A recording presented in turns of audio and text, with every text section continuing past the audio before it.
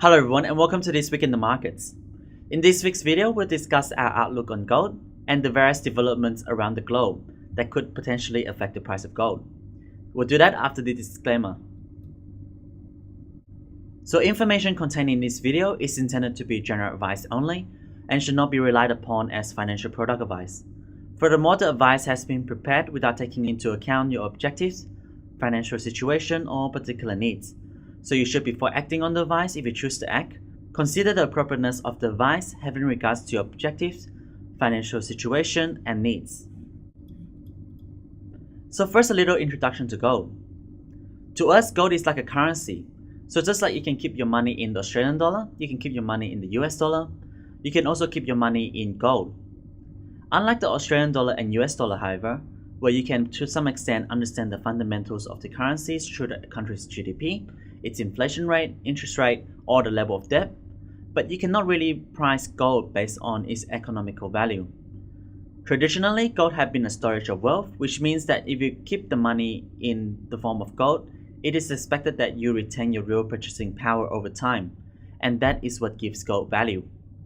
In the current economic environment, central banks around the globe are all too eager to devalue their currencies in order to boost their own economy.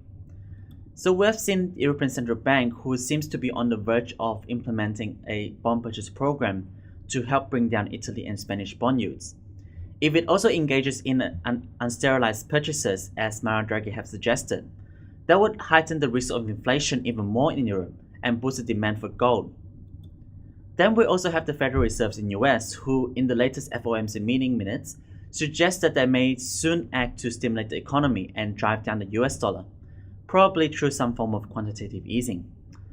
Although we have previously thought that it would be a bit unreasonable for the Fed to stimulate the markets when the S&P 500 is just a few points away from new high, the latest minute seems to suggest otherwise, as they say that additional stimulus will probably be needed soon, unless there is a substantial strengthening of the global economy. Then in China, the People's Bank of China stepped up its stimulative measures early this week by injecting 200 million yuan into the banking system, using what's called a reverse repurchase agreements. Reverse repurchase agreements are contracts that allow the central bank to buy securities with the agreement to sell them at a higher price in the future. This helps the bank to put more money into the system.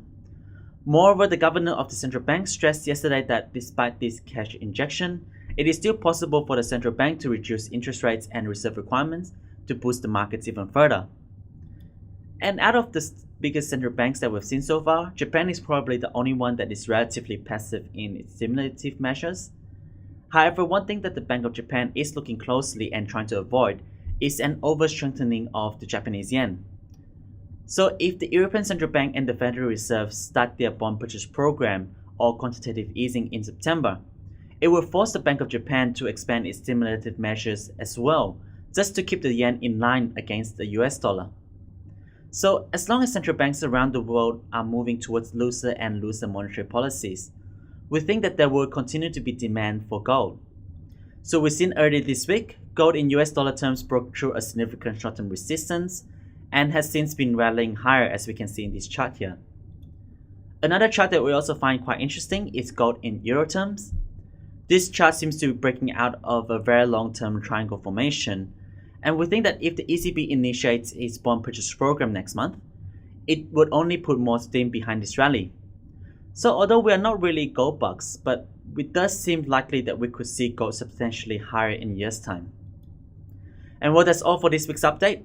We'll have another update for you next week. Until then, on behalf of the Trading Pursuit team, we wish you all a profitable trading.